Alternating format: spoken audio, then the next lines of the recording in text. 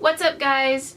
So I'm here today because I understand that I haven't been on YouTube in a while, and that's because of this reason that I'm about to tell you about. First reason, there's actually two. There's two reasons. First reason is I can't find the thing that I call a passport, which is actually just this really big hard drive that holds the videos that I've already pre-recorded. So that is something I have to do, and I blame it all on the fact that I cleaned my room and now I can't find anything. The second reason that, and it's actually the main reason, I don't know why I went first with the hard drive, but the second reason is because I have been sick for about 6 weeks now. I think we're finally figuring out what it actually is. I don't actually know what it is yet because the test came back, but we don't know exactly what it is yet because the doctor hasn't called to tell us what it is and explain the test results to us. But, so let's start. It's going to be a story time today. So let's start off with the very, very beginning. I'm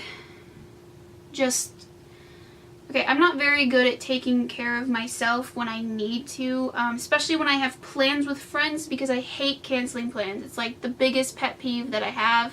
I think it's the pet peeve, but I don't like doing it, okay? If I have a plan with you, unless I just completely forget, which can happen sometimes, my friends can vouch for me, it does happen. But if I do not want to cancel with you at all unless I absolutely have to. So, Saturday I started feeling, 6 weeks ago Saturday, I started feeling a little under the weather, but I was still able to like tough through it because I'm a tough girl. Yeah, don't touch those, they'll jiggle. Anyway, but then on Monday, you could just tell in my face that something was wrong and it was just bad. So we took my temperature and it was about 101. Which my normal temperature is about 96 to 97, so 101, I'm flaming inside my body. It's not a very fun thing to do. So, like, about, I want to say a week passes, and we finally contact my doctor, and yes, we do have him on email speed dial because I'm a sick child.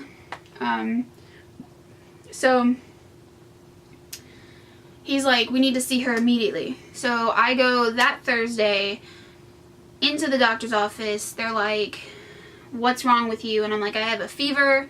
I feel nauseous. I have a headache. Go, your turn.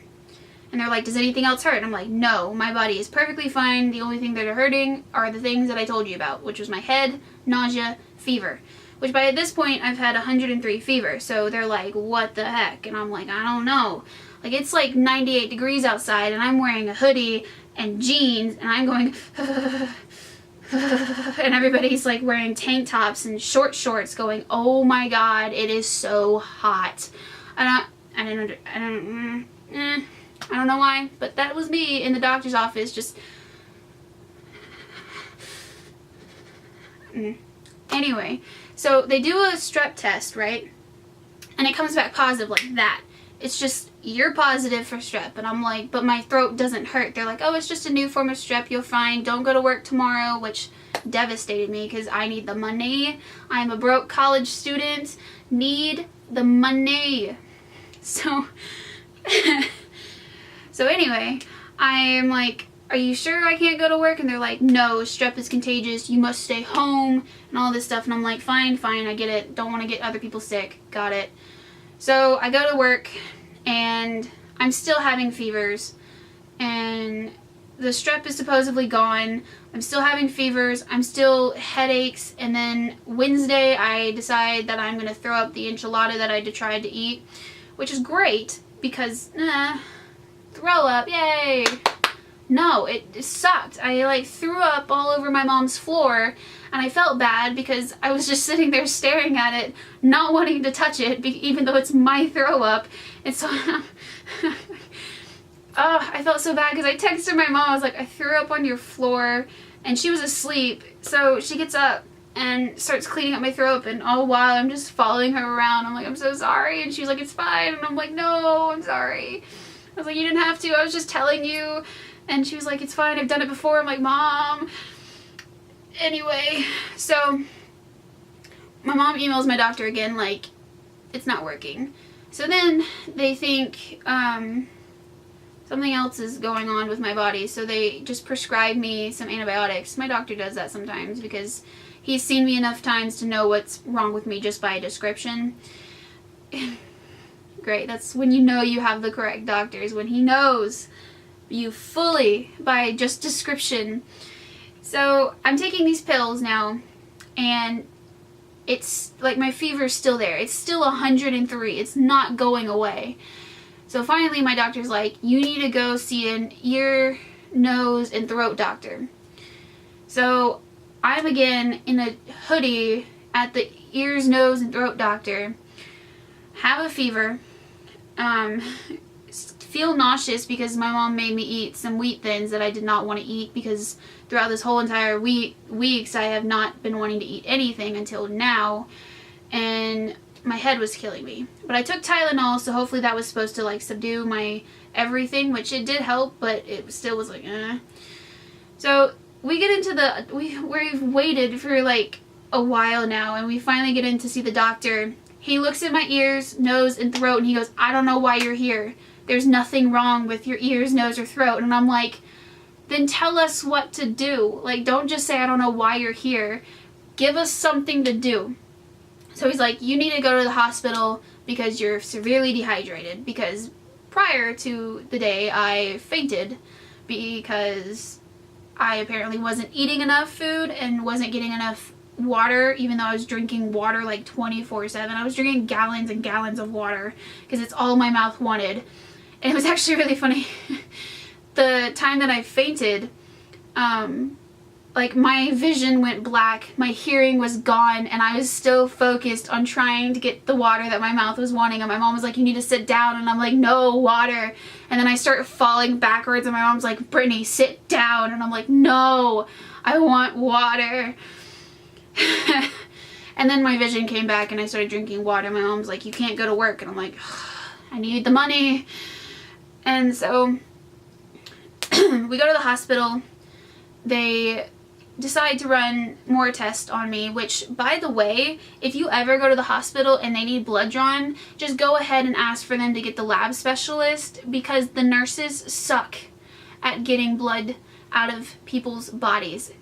Suck, okay? I'm going to explain why in just a second. Well, the lab sucks too, but I'll explain that reason later. So we go there, and we explain the whole entire story to this student doctor. You can tell he's a student doctor because he's like, what seems to be the problem? Like, he's sitting there like he thinks he understands, but he's just listening intently, and you know he doesn't understand what the heck is going on with you. And you're just sitting there like, and now you're part of the story. Congratulations. And he's like, thanks. I really didn't want to have a hard time today, but here you are. Thanks. So we go through these tests. They make me do urine. They make me draw blood. Okay, so the urine, no problem. That's my part. Just, there you go. Got it. Good.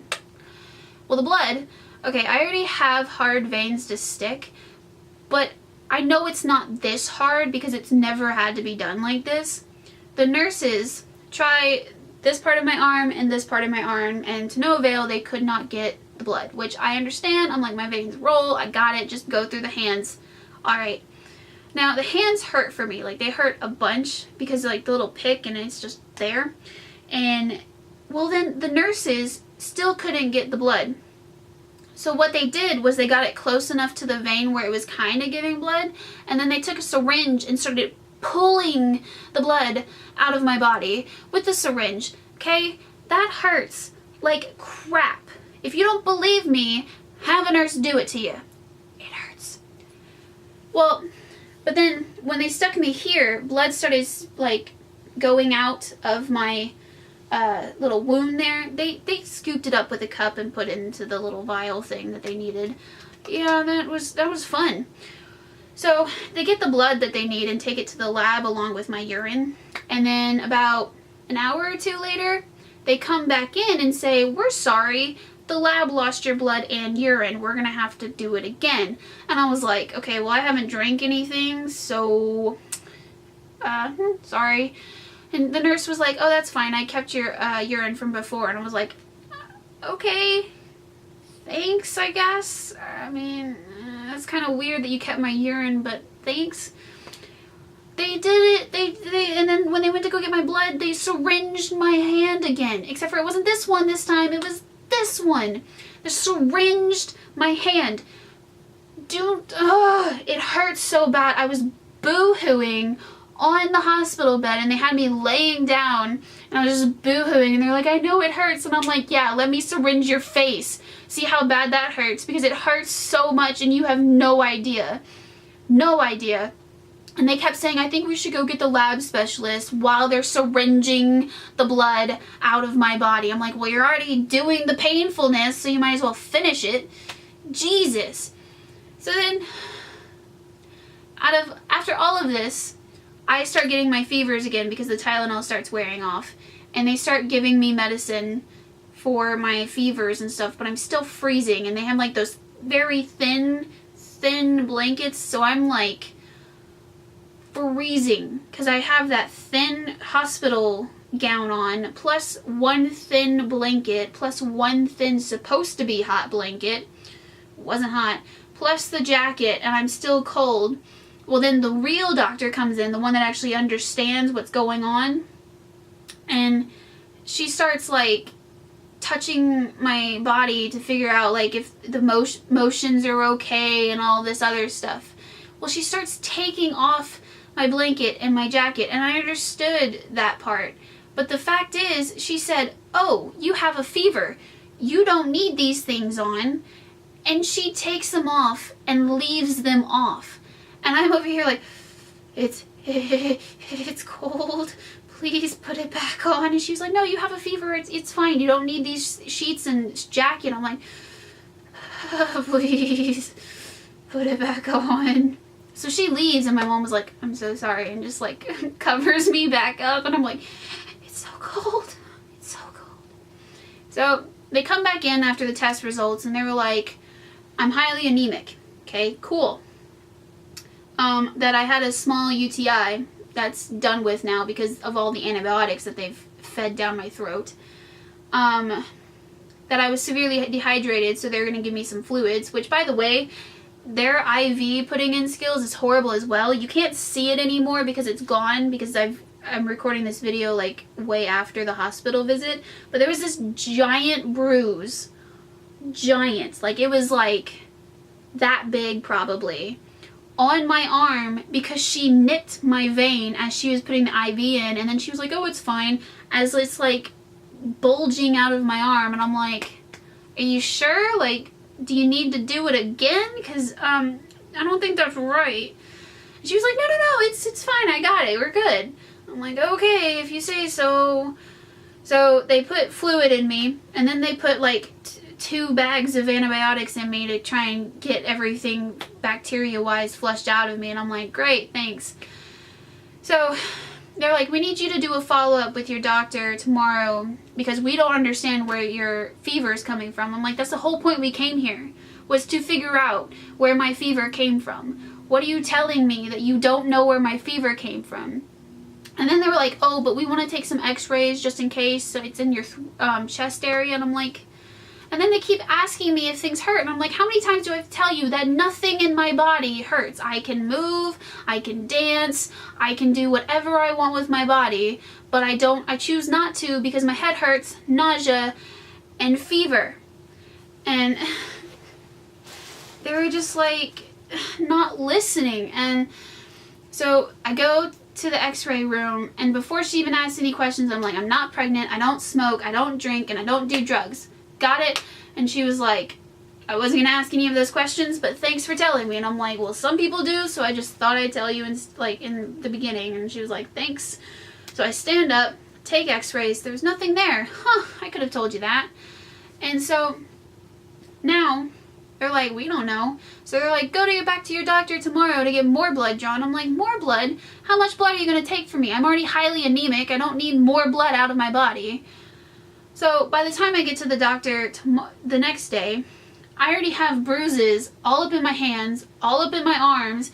So the lady who's trying to take my blood's like, I don't know where to take your blood from. you're all used. And I'm like, I understand that, but there's a vein here on my hand. There's a vein over here.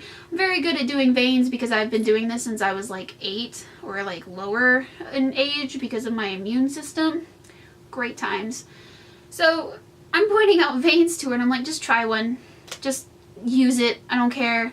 So she uses this hand and they test for my immune system to see if it's gone down. They've tested for all the other diseases and all this other stuff and nothing. It's all clear, but then my virus levels shows that they're all the way down. So that's bad. So they're like, oh, well, we got to test for viruses now. We were just chasing bacteria. And I was like, okay. And so we were like, did you test for mono? And they were like, oh, no, we were just chasing after a bacteria, so that's just what we were doing. And I was like, okay.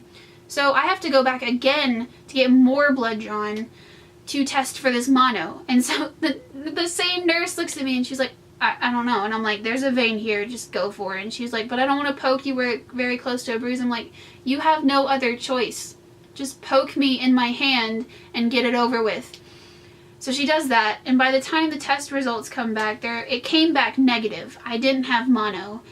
And so they're like, oh, it was probably just already almost out of her system. That's why it came back negative. And so we were like, okay. Well, they put me on steroids. So for those 6 wonderful days, I didn't have a fever. I didn't have anything. I was good. I was like pumping it and I was ready to just do whatever I had to do. Well, once those 6 days were up, my fever came back, my body came back with the aching pain, like I could not move, could not sit up, could not do anything. It was so bad. Like any movement or touch that somebody put on me, I would just be like, please leave my area of bubble. I don't want you around me, just leave. So we go back to the doctor and we're like, listen, I had 6 days of fever-free and it was blissful and great. Tell me what is wrong with me because it all came back once I was done with the steroids and I don't understand. So we ran more tests. And again, I mean, now my bruises are gone, so it was easier, but the nurse was like, again? Really? And I was like, yeah, again. Just take it. I'm really highly anemic, might as well take all of my blood. So, they run the test. They're just testing for everything now. They're like, we don't know. Just test for everything. Just go for it. And I'm like, great, thanks. So, they test for it. And now we have the test results back, but we don't quite understand them because the doctor hasn't explained it yet. Whew. But they did put me back on steroids until they do explain it, and I do get a permanent medicine to help with what's going on with inside my body. So that is why I'm nice and pumped and myself again. So that's good. Yeah, so I just wanted to tell you that, and that's the reason why I haven't been on YouTube lately. Just because I, 1, was very sick, and 2, I lost my passport. Sorry. But there will be more videos to come. I promise from now on it'll be... Promise. Yes. I promise from now on. Pinky promise. Whoop, whoop. From now on it will be around. Hopefully I do find my passport. If not, I'll just recreate some of the ones that were on there because I know that some of them were just me. Unfortunately, I won't be able to recreate the ones with my sister. Because those were already like done and you can't really just like rewind time and go back and do it. But hopefully I do find it so that way I can just, it'll be good. Anyway, so that was story time for this week. That was great, right? That was a fun story. You got to learn more about me. I got to learn nothing about you because you didn't talk at all. I'm very, very sorry about that. But it's really hard for you to talk considering you're a camera. Yeah, okay.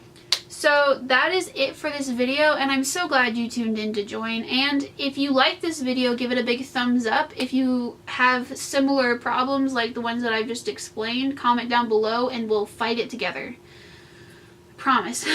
And if you haven't already, click the bottom down there to subscribe, or you could just wait for the credits to roll to hit the big subscribe button, and it'll be awesome. So I guess I will see you next Sunday. Bye guys. Toodaloo crate. here's the loot crate. It's all nice and ready. This month's theme is futuristic.